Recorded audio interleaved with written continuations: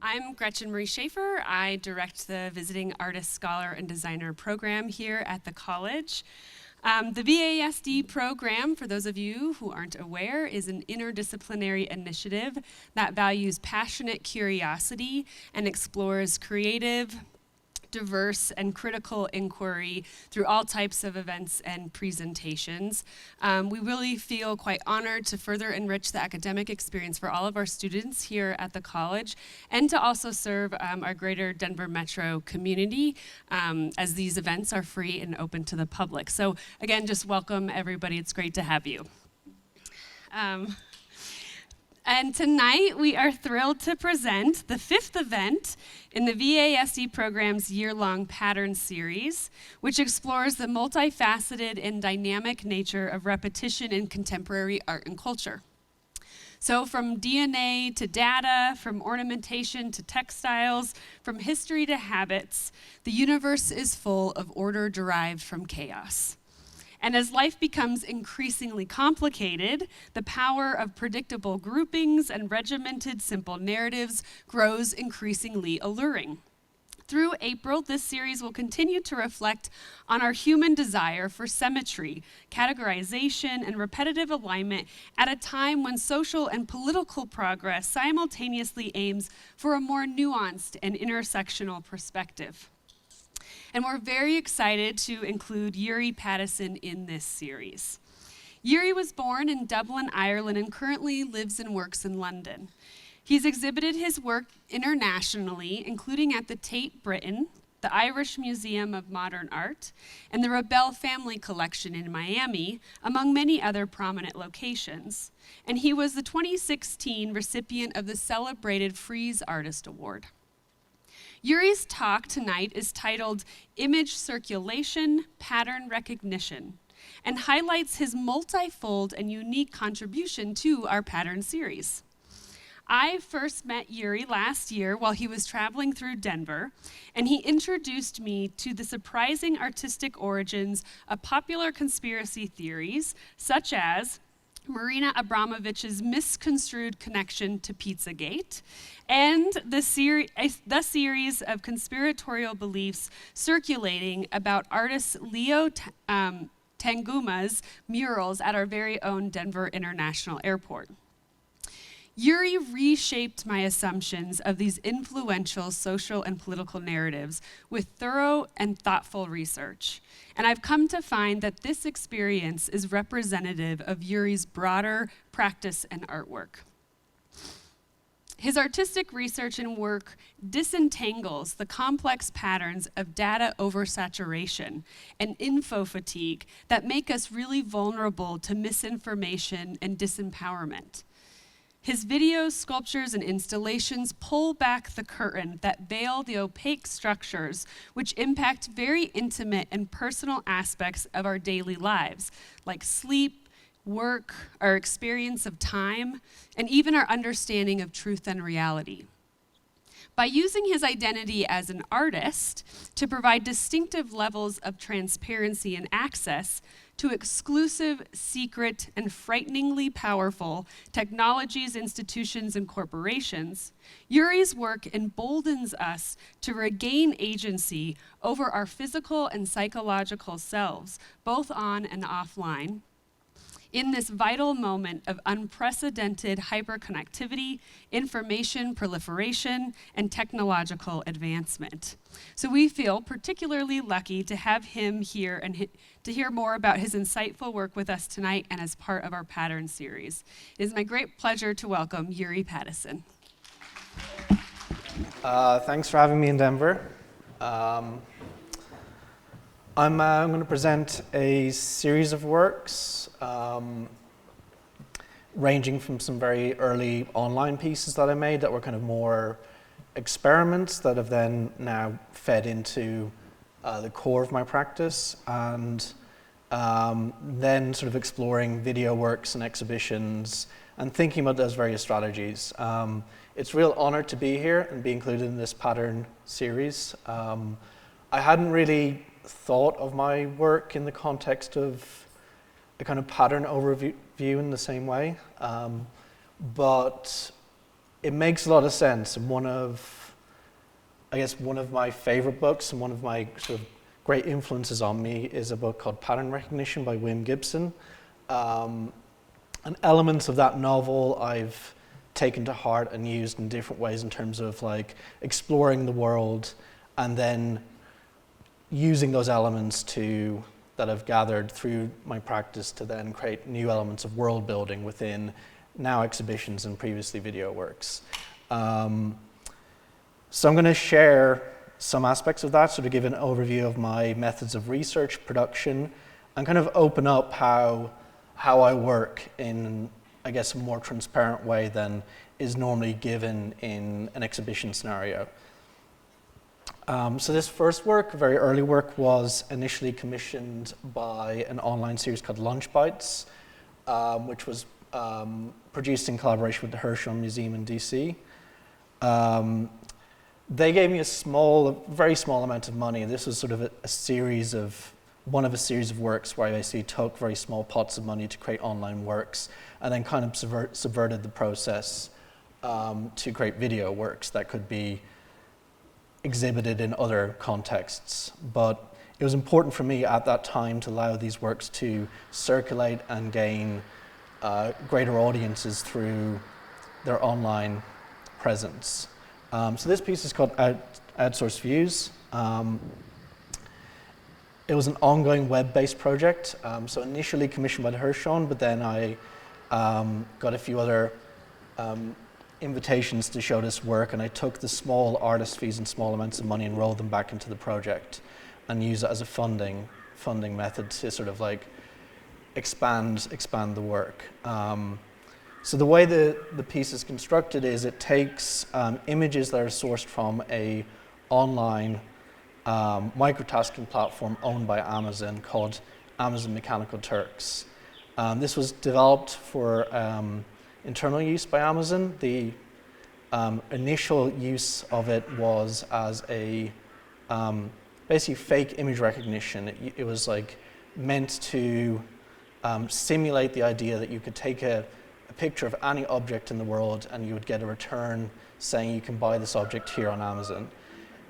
In reality, it was actually people doing this, so they were farming the work out often to emerging world countries, and they were giving people very small commissions, often a few cents, for categorizing an image and finding the product on Amazon. I wanted to explore and trace the sort of inputs and output points of this network, this sort of very secretive network. And at that point in time, Amazon had opened it up and allowed other people to basically engage with the platform, to post jobs, post microtasks, connect it up to their apps, basically use it as a way to like write maybe copy or text for your products, all these different things, while paying people very small amounts of money. So I did this through commissioning images. I asked for people to take an image out of the nearest window to where they would normally work. And this was a way to build a portrait of the network through landscape photography and video. It was also a way to get around the controls that Amazon had to basically dehumanize the people working within the network. You weren't allowed to ask them any personal questions. They were just a number, and you weren't engaging with them in any way. They would just simply respond to your job posting by sending you back the file or piece of text that you asked for. So the way to get around their terms and conditions was to simply ask for these anonymous views, and it allowed me to build this portrait of potential different locations of where these people were working. Again, all this information was kept secret by Amazon. And it built a portrait of what we can assume might be the Indian subcontinent. There's definitely places which are potentially the Americas, probably some places in South America. Really hard to tell. The only interactions I had with the workers were when things went wrong. And the piece kind of came to an end when I began to sort of see the ethical issues with the work that I was sort of like engaging with. And although I was paying well and above over the normal remuneration, it began to cause other problems because I began to get targeted by bots And I also began to get targeted by people who were just trying to like send any file in the hope that the payout would be also automated. And me being able to divine who was a bot and who was like just desperate for money on this very cutthroat platform became more and more difficult. So eventually I abandoned the project after about a year of on and off engagement. But this stands as a record of what was the burgeoning industry of microtasking, and it is still an industry that runs most of our apps and services. It's not artificial intelligence. A lot of it is like very cheap human labor, and this is the sweatshop of the web. And it's what Jeff Bezos calls artificial intelligence. So another web-based work which kind of tapped a little bit closer to my own personal history. My mother came from the former Soviet Union, is a reanimation of various subjective chat logs that I'd been collecting for some time. And this took the form of a work that was centered on the Soviet coup archive, which were internet relay chat messages that were sent during the attempted coup in 1990.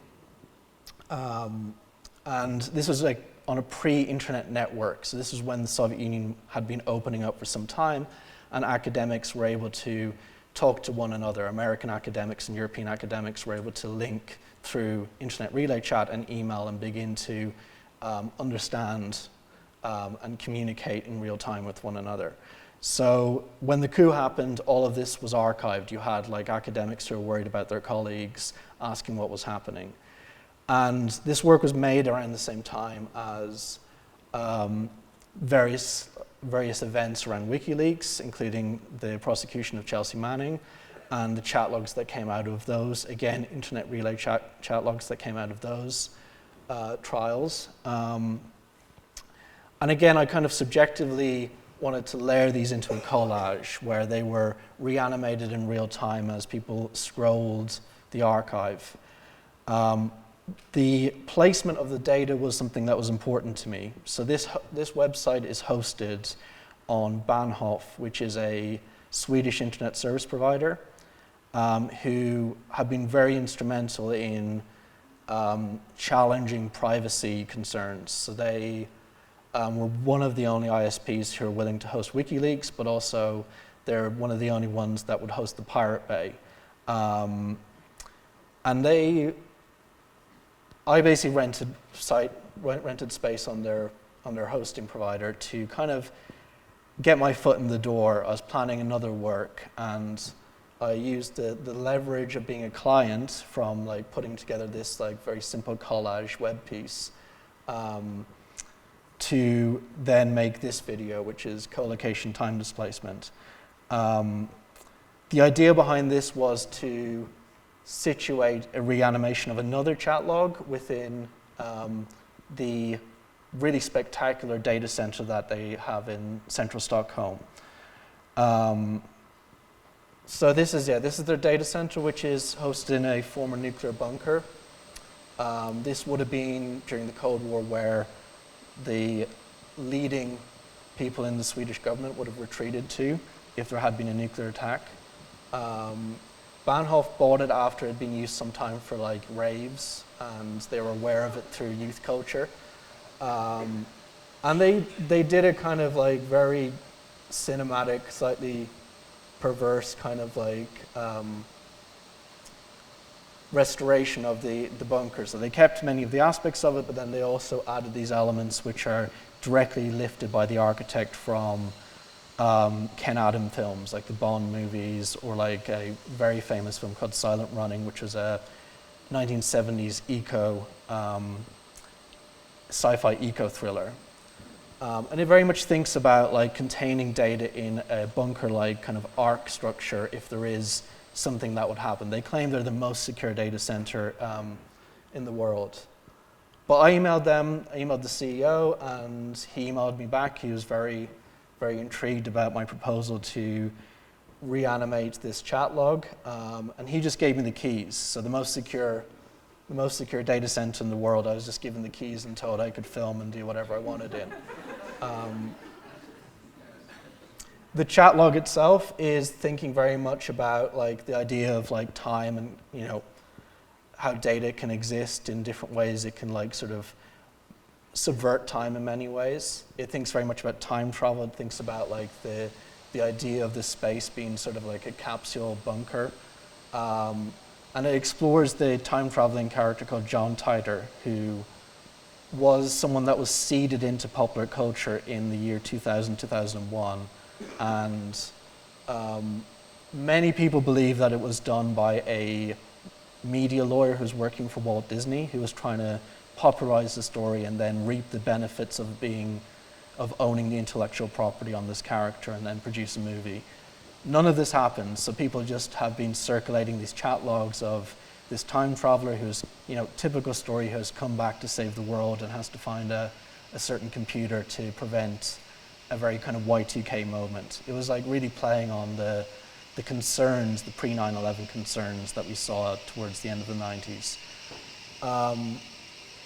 I wanted to reanimate it, and the chat logs are represented in this kind of speed reading technology. So it's meant to like really, you know, split your attention from between the space, which is a, you know, possible location that these like chat logs traversed, and the actual narratives being spoken in the locations of the participants.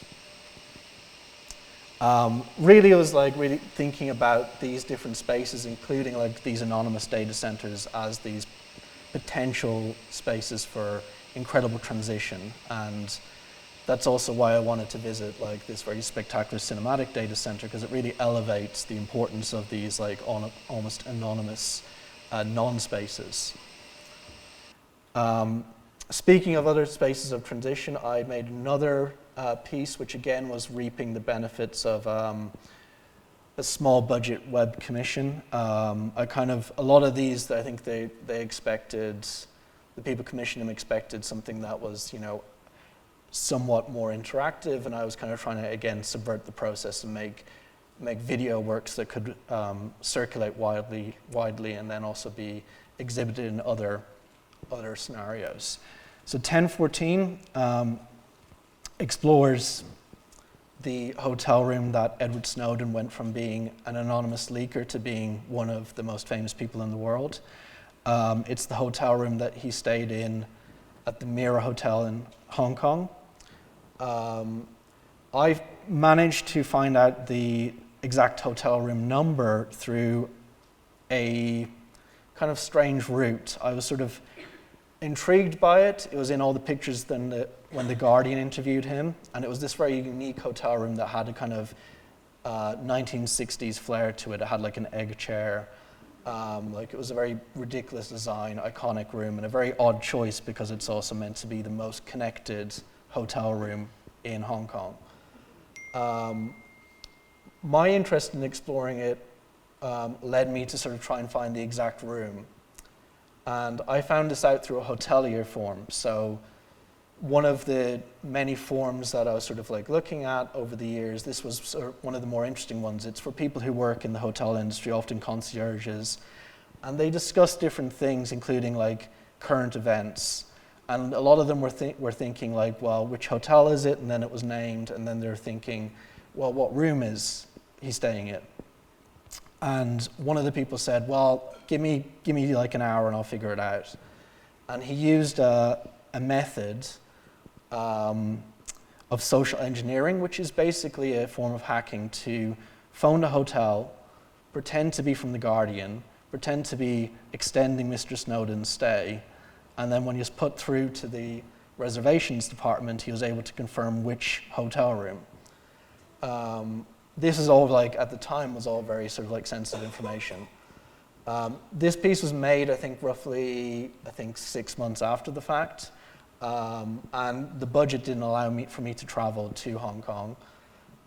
So I sent examples of previous video works to a DOP I managed to find through Facebook. And he rented the hotel room, and we shot it through encrypted instant messenger chat. We basically were trading screenshots, and I was doing directing live in the middle of the night. But I really wanted to capture like what must have been a huge amount of claustrophobia at the time. and then also add various elements of the history of what was happening both in Hong Kong and what was happening to the Snowden story shortly after. So basically the rapid mediatization of the story, that I think it was less than 6 months and it was already being talked about as being a potential like Hollywood movie. So similar methods of like stretching budgets and shooting globally I used for a project called The Ideal. This was commissioned by British Art Show, which is like a kind of, it's a show that's on every 5 years, sort of a survey show in the UK, tours widely. They provided me with funds for like a sculptural work, and I pitched this video that was exploring, I guess, at the time, the burgeoning Bitcoin industry. And I was interested in exploring this very much from a personal perspective. I had found on another specialist forum, Bitcoin Talk, a guy purporting to be the chief marketing officer of a eco-friendly Bitcoin company, so one that was running off hydroelectric power. And there was a lot of discussion around his posts, because he was saying that he was like, had gone to an American university in China. He was talking about how he'd been taught by someone who had introduced him to embedded writing, and he had no background in technology, and he decided to work for this tech company to be their marketing officer because he wanted to write from the forefront of this new industry. His posts on Bitcoin Talk were, very long, very personal. It talked about his journey from Shanghai to Tibet, the whole siting of this Bitcoin mine in very remote, contested territory of Tibet was also something that raised a lot of eyebrows on the forums. And I reached out to him and sort of began asking him questions and asking him if he wanted to collaborate on an artwork. I sent him some of my previous video works.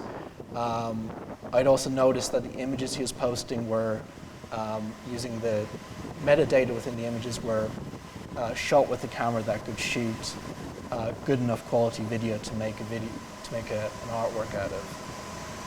So we talked back and forward. We talked. I think he had a lot of time on his hands. He basically was the marketing officer of this Bitcoin mine that he had nothing to do. Everyone was just building the mine up around him, and he was meant to sort of blog and promote it and get investors. So we talked about more the esoteric elements of Bitcoin, and eventually he was shooting clips, sending them back and forward. And I really wanted to capture, I guess, the labor behind these invisible endpoints of the web. So you'll see what this sort of setup is like. It's an insanely wasteful structure full of these machines that are generating a cryptocurrency, a digital currency. And each of those machines was at the time rapidly obsolete, so they're throwing them away.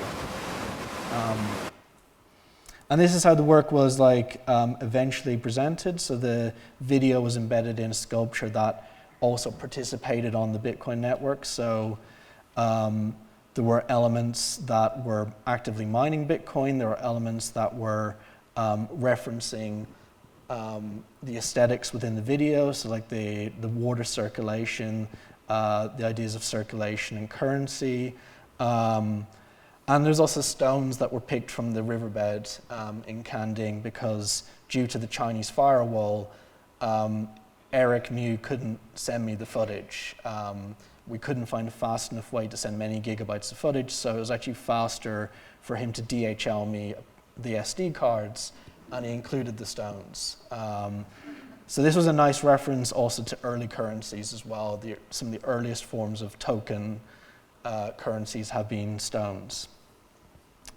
Another important point to sort of mention is that there were, I think, 5 iterations of the physical elements of this work, and the work was very, at the time, was self-replicating, because mining Bitcoin was still possible on a low-level basis. Now you need a whole factory to do it, but even at the time, you could use a single machine, and I was able to generate enough income to buy other parts to then replicate these sculptures. And the sculptures very much reference through the materials all the various elements that you would have within the process of ordering or setting up. So you have like the supply chain, you have the packaging, all of these things are included in the narrative of the artwork. So after those kind of like more contained pieces, I was invited to do a 18-month residency with Chisenhale Gallery in London, which was like a really wonderful invitation to explore a community within central London and think about like the parameters of that community, working with that community, talk about their concerns. And I nominated kind of this like expanded idea of the tech community, because that is a very woolly term. Like there are people I know who are artists who work in the tech community, and there's also people who work for big corporations. And I really wanted to explore what was something that was really affecting London at that time and still is affecting London, which is the impact of that on housing prices, the impact of that on communities, on shops, on like retail, something that is like repeated throughout the world. It's sort of the Silicon Valley effect, where people get priced out because of like these Silicon Valley companies coming in. I was really thinking about like different workspaces within the tech community, and one of these workspaces I'd actually been using myself, a hackerspace called London Hackspace, which offers a non-hierarchical, pay-what-you-can open access model to a building that has various projects within it, from like biohacking to 3D printers, and all of these things are kind of run by the participants within the organization. And this is their like storage facility. This is like, you get, a 1-unit box, and you get to store your stuff in it, and that's all you're allowed.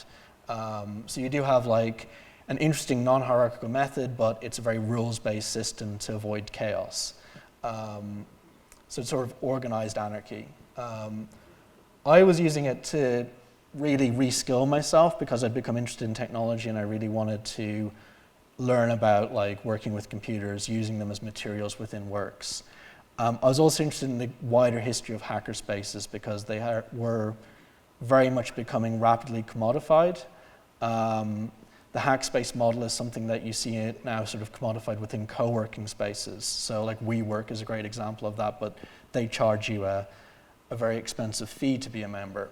And it was sort of like an example of the ideas that came out of the counterculture movement of like, sharing, that then gets subverted into the sharing economy, where no one really owns anything, but everything is like commodified, and access to everything is commodified between you and a platform. So this was one space that I nominated. It was one of a few spaces that I nominated to work within, to do research, and also to engage in different ways. So engage in a very open model of proposing either events, or proposing a sculpture, or proposing to just do research from the space itself. So within Hackspace, I made this very discrete sculpture, but was also very much just using it as a workspace. Another space called Second Home, which is a very aspirational space. Their design of their space was very much, leveraging a kind of mid-century aesthetic, kind of socially aware, but also they realized that the clean living Silicon Valley thing didn't really work in London, so they're kind of trying to do a Mad Men kind of heavy drinking thing. It kind of worked. They now have spaces in LA and Lisbon, but I proposed working from there. They gave me access. Some of this was also navigating the relationships that Chisenhale already had, because Chisenhale, like a lot of exhibition spaces, public ones, has sponsors and has donors, and Second Home was one of their donors. So it sort of like greased the wheels for me to get in, and they tolerated kind of a lot of stuff that they probably wouldn't normally. But they were very keen to like have an association with the arts. And I proposed this lobby sculptures for them. And this lobby piece was kind of a proxy for myself. I didn't really want to be there that often because it wasn't a very comfortable place to work. Like they had all these mid-century chairs that were kind of half broken, and it was more about aesthetics. And most people that were members were doing it to have proximity to venture capitalists or to be seen on the network rather than actually working there. And my conversations with those people very much unveiled a lot of these structures, that it was more about being seen and you do your real work at home. So it's about the performance of work. So I created this proxy for myself that was a monitor that I could feed in research materials, and it would be kind of a proxy performance of me working. It also hosted a web server. Web servers are units that I've used in my work quite frequently to both sort of make new connections between spaces, to bring like the web into exhibition spaces, to make the digital physical. And also I was interested in this idea of exchange. So taking what I'd learned from the Ideal and the Bitcoin project, I included a Bitcoin miner and was basically using Second Home's free electricity to extract a small royalty fee for having the piece on display. This work eventually, I think they got tired of it. It came around to Christmas and they didn't tell me, and they replaced it with a Christmas tree. And they stuck it in a back room and destroyed it. So that was good. It was interesting. And then, yeah, these are some works that I just about managed to get into Google Campus. Google Campus is, I guess, the next model along, where they provide similar things to Second Home, but instead of charging you like a lot of Google products, they give you free access to a space, but they want your presence to sort of like, augment their company. So like using Gmail, they can scrape data from you. By having like the, good coders within one of their Google Campus spaces, it means that they can pop down from their corporate offices above and they can easily find talent to do small pieces of work for them. So the campus model is both free, but it has like its kind of problematic aspects. It's sort of a bit like the medieval castle, and the people that are allowed to live within the walls of the castle, the kind of serfs are tolerated, but they're useful for other purposes. And I was also using this whole method of placing works within the space to gain access to the spaces, to then photograph them and use as a kind of anthropological way to do research in how these spaces are designed. So, for instance, in this space, we have kind of totems of all the infrastructure that Google has killed off, from the telephone to the phone box. And they had a whole other wall of like various old pieces of computing. And then the final space is, I guess, the most aspirational. It was a space called Republic. It was like more outside of the city. It was in the new financial district called Canary Wharf, or just outside Canary Wharf. And it was repurposing an office block that was built originally as emergency offices. So this was before mobile working, before being able to work at home. It was basically, you would have these emergency offices with computers for everyone to like just decamp to if something terrible happens to your main building. So this was originally occupied by an insurance company that was very aware that in the 80s and 90s that there were numerous terror attacks in London targeting the financial hubs. That now with the ability to work from home, you don't need to do that. So the building became surplus to use, and it basically got reskinned. This is sort of, I guess, the building that its aesthetics were most present in, because it was very much taking an 80s, very pomo, very boring office building and turning it into something that would appeal to people who were young, who were working for tech companies, were freelancing. So you have all these sort of like open plan, kind of cafe style furniture, but you also have other aspects like transparency. They removed all the ceiling tiles so you can see the inner workings of the building. They did things like display their server room. And they also made like fake concrete walls. So they wanted exposed concrete, but the building didn't really have the right exposed concrete, so they used a kind of skin to kind of like fake that. So all of this was like leading into like, by inhabiting these spaces, was leading into research for a solo exhibition that was very much taking the language and using those blocks to construct a similar co-working space within the gallery. And the gallery has a similar history. It's a post-industrial building in East London, similar to the spaces that a lot of these tech companies were beginning to occupy. If it hadn't been occupied by a not-for-profit gallery, it probably would have been already turned into one of these spaces. And I proposed a kind of space in transition, a space that was ambiguous, kind of referencing the waste and trends within this industry. So like I used a lot of like mid-century office furniture copies that were both at the time in vogue, but also pivoting slightly out of vogue. So you saw a lot of companies throwing them out. They were kind of in, as I said, it's kind of a space in transition because a lot of the spaces I was visiting had them still in their packaging as well. It was very much leveraging the experience of being in the spaces, how they're automated, semi or fully automated, how when you're there at night, the lights start turning off around you. The whole space itself was run from a web server that I could remotely manage, and I was able to time the sequence of the experience of being in the exhibition space. So the access to daylight would be turned on and off. The lobby was also, as you can see, like I redesigned the main lobby desk. Other things like the video content, the actual lights within the space would turn on and off. And all of this like changed and shifted over time, but was very much meant to be this accelerated workspace, accelerated like workday. I was also interested in the hype around these spaces. This was like post 2012 Olympics, and I think a lot of cities go through this kind of Olympic hype cycle. And a lot of money flowed into the city to kind of rehabilitate poorer boroughs into these tech hubs. And most of this was like funded on subsidized coffee shops. So I had things like the dust that you see on all the surfaces actually is atomized caffeine, which is like spread throughout the air in the space.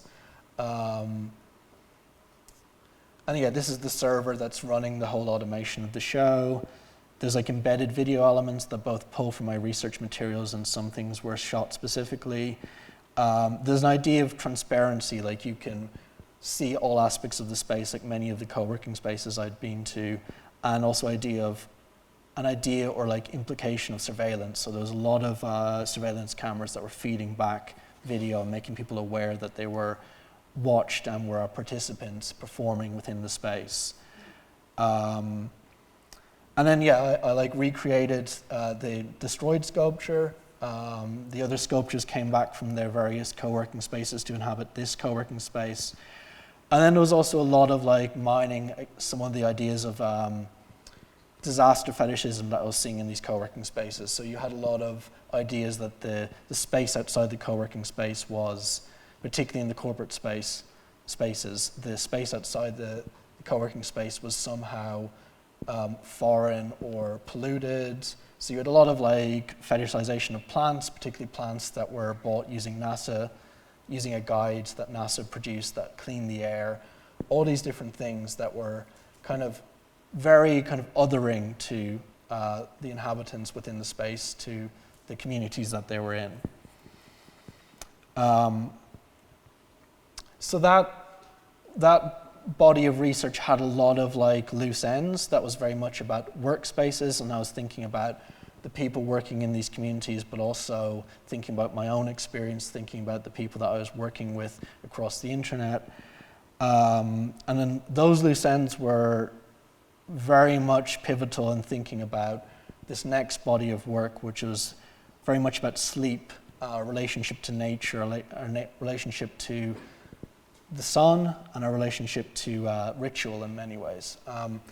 So what you see here is a twice yearly ritual that happens at MIT in the longest corridor at MIT called the Infinite Corridor. Many experiments have been done on the Infinite Corridor because of its length. I think it spans 5 buildings. Richard Wortman, Thomas K. Norton, discovered, while being a student at MIT, discovered this sun alignment. And it is a coincidence that the sun aligns. It's not like Stonehenge or other ancient sites that were constructed to align with the sun. He noticed this like sunset alignment, and he popularized it through this poster, which very subjectively links, very unscientifically links a series of different buildings. So you have Stonehenge, he coined it MIT Henge, but then you also have other buildings like St. Paul's, which are complete coincidences that they line up. So I was very interested in this sort of like non-scientific thinking within this very scientific institution. I was very interested in how this was happening in the early 70s, how, this very much kind of like tapped into the counterculture movement of the time. And the event itself is still celebrated, as you can see. People do line up. There's a very like strong code of ethics in terms of how you're supposed to engage. You're not supposed to cross the corridor. This footage I had shot for me by some students. Again, I didn't go to the site myself. I've yet to go. I do really want to see it. But I had several students on different days over several years at this point document the event using just simple camera phones. So why is this sort of like related to sleep? Well, the main research around melatonin, which is I think one of the most self-prescribed drugs in the United States, was done at MIT. Richard Wortman patented melatonin as a low-dosage sleep aid. And I think its preference in culture is very much to do with, the pressures of like work in the modern age. And I wanted to explore this idea of the burgeoning sleep industry really capitalizing on the different technologies, often pseudoscientific technologies. So this body of work explores that both through the video itself, sort of linking the history, linking the place and time, and linking the idea of sunset and the onset of watching a sunset with melatonin production within the body. And it links it to various pieces of research that I was doing on light therapy, on the effects of blue light on the body from screens, and like the ways to mediate those effects. It was very much thinking about precarity as well, so thinking about how sleep is becoming a luxury in the modern world. So just going to quickly, I also referenced other self-prescribed drugs that are popular in the tech industry, like modafinil, which is does the opposite of melatonin. It basically prevents sleep onset chemicals, and it's used quite often by coders and academics. So this is the research image for the Crisis Trolley, which was produced for the Frieze Prize. This was kind of my first foray into exploring airport surveillance, and I wanted to place this within an art fair. It used surveillance technology to kind of tap the participants in the art fair, and it used IBM Watson to transcribe this information on the screens, as well as mapping the perimeter of the art fair and thinking about the security aspects of the space, this kind of like public space that becomes private. I used IBM Watson to transcribe the recordings of the people within the art fair. IBM Watson is used it's a super intelligence computer. It's used by border control agents, and it's used by ICE to basically tap phone conversations and listen to things like accents to then, eventually deport people. These works were also, this work was like designed to travel, and it traveled to this solo show called Trusted Traveler, which was at Constella St. Gallen. I very much wanted to explore the iconography of the nation states, these ideas of borders being relatively new. And I used elements like camouflage passports. I also used elements like the World Passport, which is a really interesting project, which questions the idea of statehood and questions the idea of borders. On my way here, I actually got questioned about some of these activities. I had actually ordered a camouflage passport, something which is totally legal to order. It's a fantasy document. The US Border Patrol were very interested why I had ordered such a thing, and they had intercepted it on its way to Mexico. And they basically thought I was making counterfeit passports. So I spent 2 hours in Washington, D.C. in the airport doing a similar mini artist talk for the agents there.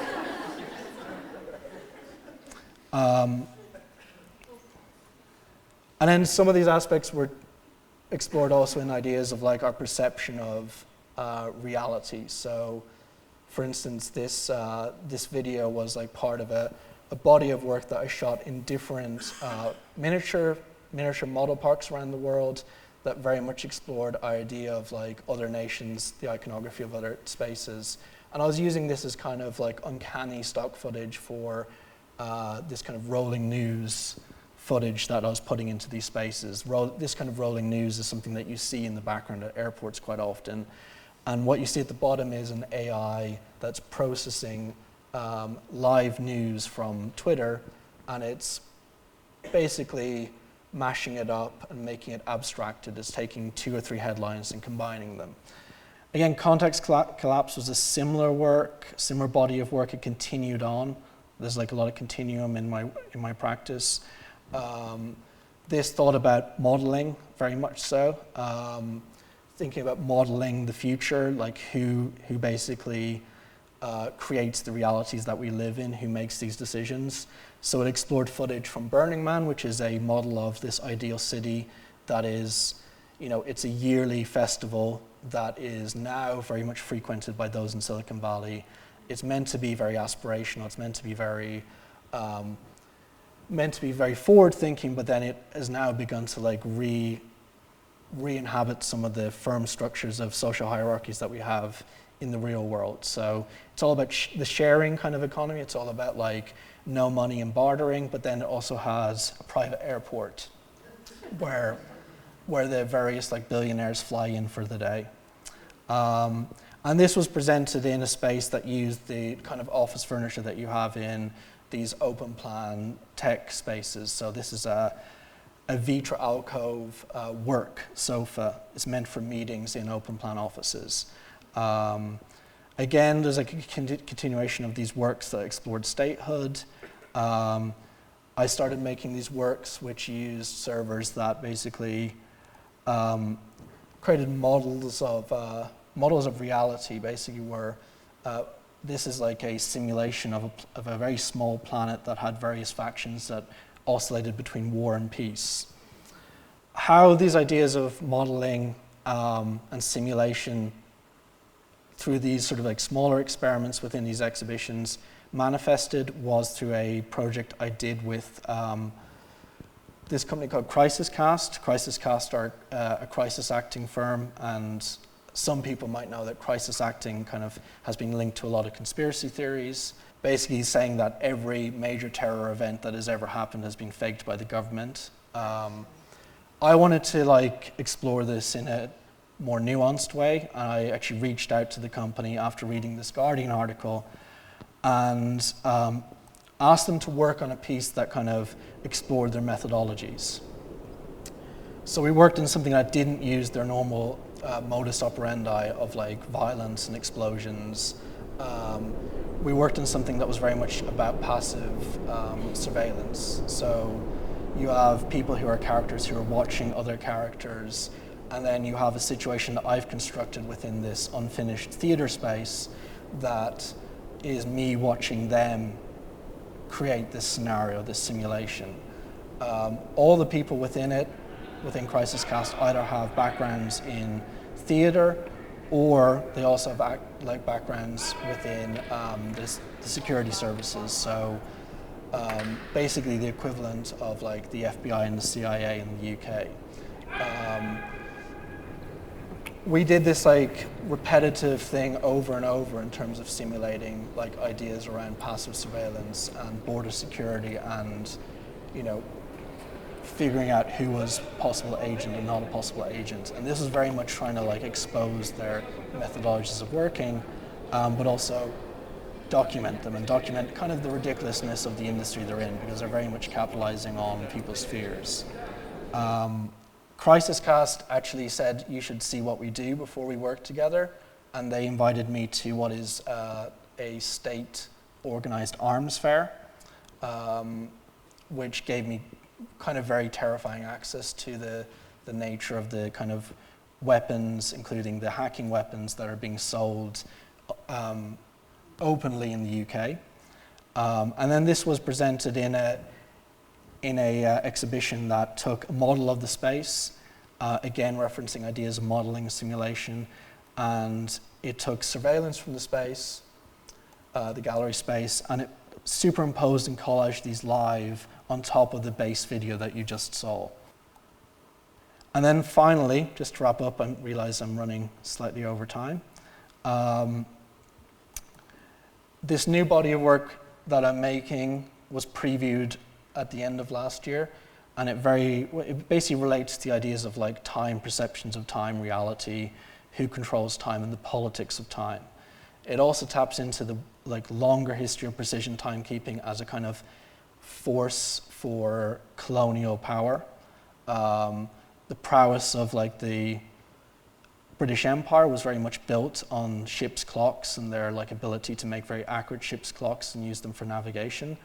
And the current equivalent of the ship's clock is the chip-scale atomic clock. So this was developed by DARPA, which is a research arm of the US military. And it was developed for use on shipping, but also used for elements like drones, where people were jamming GPS signals in Afghanistan, those kind of things.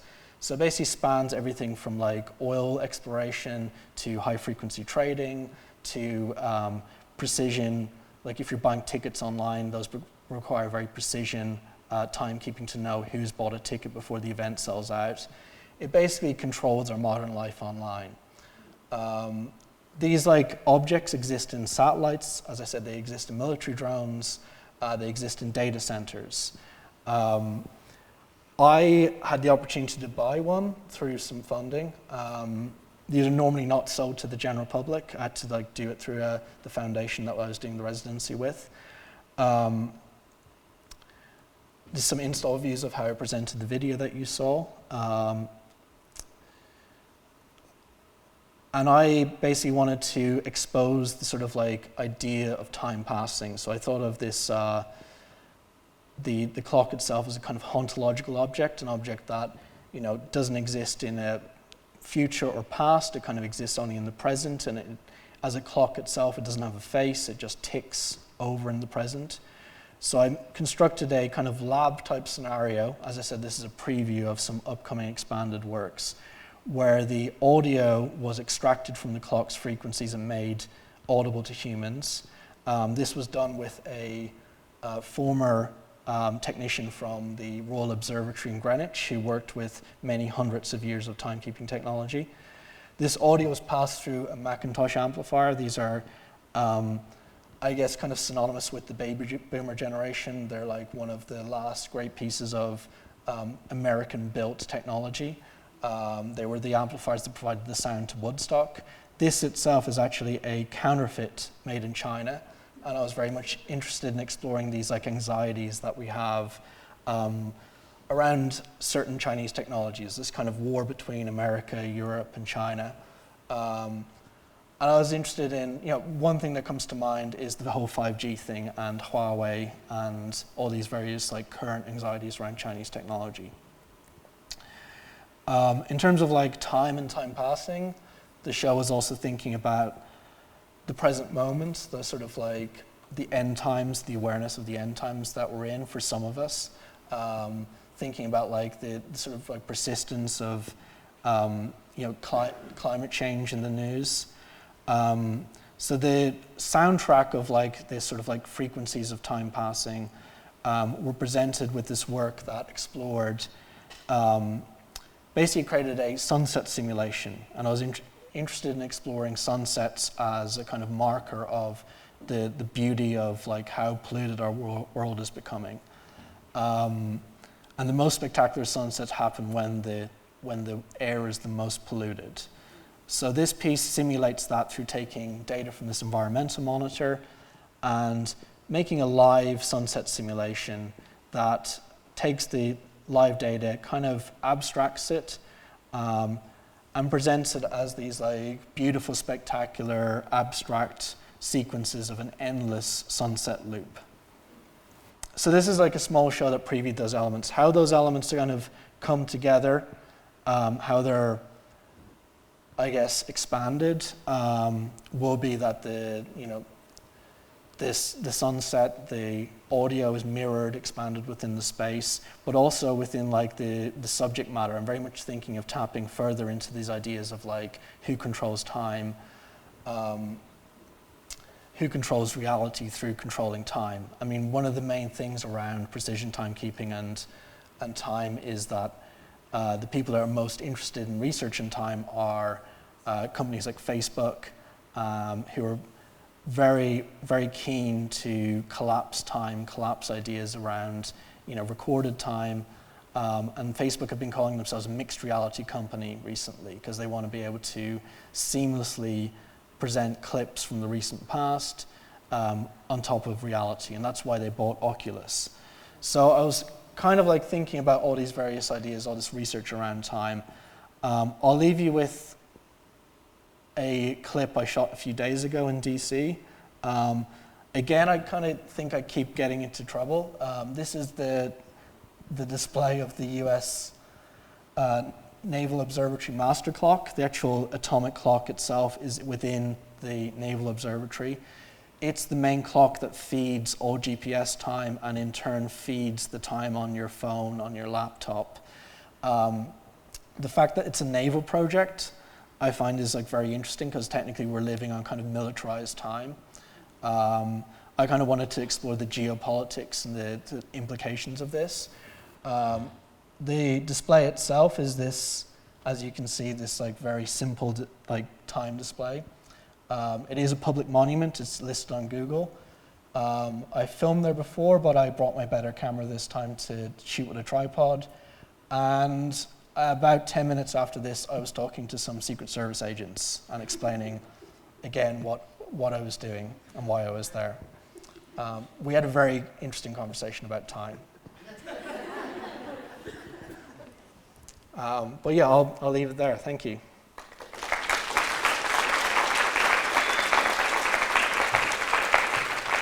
My question is, I just want to know how you got interested in like bringing together a digital sort of aspect and a physical aspect to kind of put them both into like a work of art.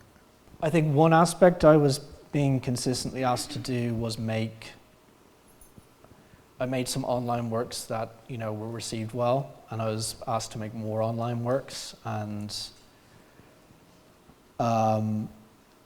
I was kind of then some of those works were then presented within physical exhibition spaces, galleries, that kind of thing, and they weren't treated very well. The context of how they were shown was often kind of quite bad.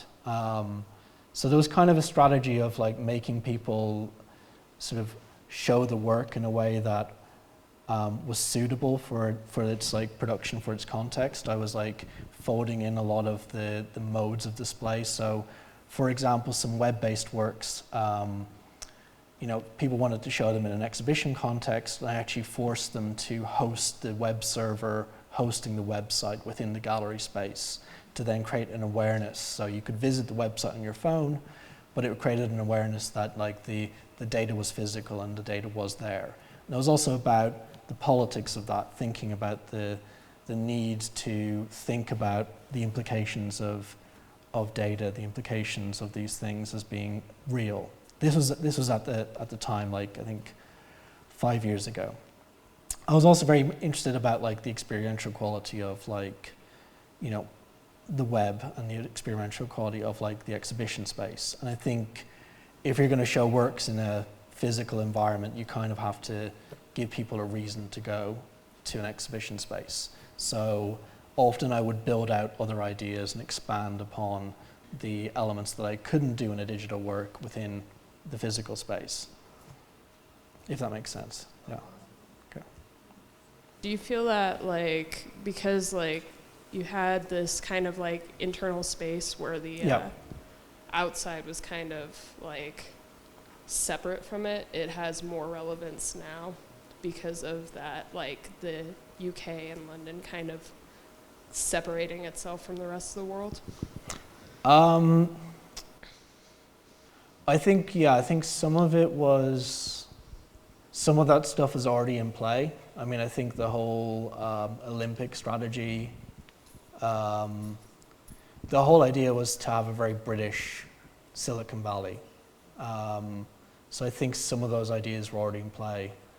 I mean, the UK has always had like, you know, a very strict visa policy in terms of like even skilled workers. I think some of it, it's hard to say. I mean, I'm not sure like, I'm not sure, sorry. I'm not sure where London will be in a couple of years, put it that way, in terms of like its place within the tech industry. I think they definitely have damaged those aspects. But I think, some of those things were definitely present even at that time. In terms of your own development as an artist, what was the first piece you created where you felt like, this is really what I can do with my life? I think it was pretty, I think I did I've only done a BA, I have like a bachelor's, I haven't done an MFA. I think it was, I did a lot of like much earlier kind of like stuff in events or like club environments that were kind of like, you know, collective things. And I think it was when we had like very good reception from a peer group of like inserting like art into spaces that I think at the time in London were very much just spaces for drinking, those kind of things. So I'm trying to like add a kind of like different cultural experience to a night out, those kind of things. I think, some of that was like really like reaffirmation of like peer group stuff and the excitement of that. And the conversations around that. I don't think there's like a specific artwork. But I do think like some of the very early web-based works that I made, it was kind of amazing to like put them out there and kind of expect nothing, and then have this like, again, this like feedback of people like sharing it, posting it again, or emailing you saying that they'd watched it. And I think just putting stuff out there, even without like when I realized I could just do stuff without maybe the context of an institution, that I didn't need the validation from a peer group, that was kind of the more important thing. And the conversations and creating the context myself, or being able to do that, was kind of like a very special realization. And that's when I realized that it would be something interesting for me to pursue. You had that example of the photography from the windows where it was sort of it's presented as AI, but it was actually cheap labor. Yeah. I'm wondering if you came across any other examples of that where something presented as one thing and it's another, similar to that example. I think there were a few, like the Amazon one was the main one, and it's named after the Mechanical Turk, the very problematically named chess-playing automaton, which you might know about. That's probably the earliest example of something being passed off as like a mechanized computer, when it was actually someone hiding in a box moving chess pieces with a magnet. And Jeff Bezos decided this was a great thing to name your service after. I think there's various other microtasking networks that do similar things. I think there's other like things on the web, like reCAPTCHA was like one of the things that, like, when it began was, you know, using like the labor of people typing in CAPTCHAs to basically transcribe books. I think that's another pretty famous example. And it was also being used to train AI eventually, but still, like, you like categorizing a fire hydrant or something is mostly or categorizing a street sign is mostly being able for Google to then use that information within their mapping. So there's all these like various tricks that then use your passive engagement with the web, not just through people actually being officially hired, but passive engagement with the web can also do other things. I haven't come across that many like such overt ones as Mechanical Turks, but I think they are becoming, as I said, I think the passive engagement with the web, I think there's more and more of them that are meant to like kind of astroturf, you know, functionality that doesn't exist yet. Thank you so much, Yuri. Well, Let's give it up thank for you. Yuri one more time, everybody. Thank you.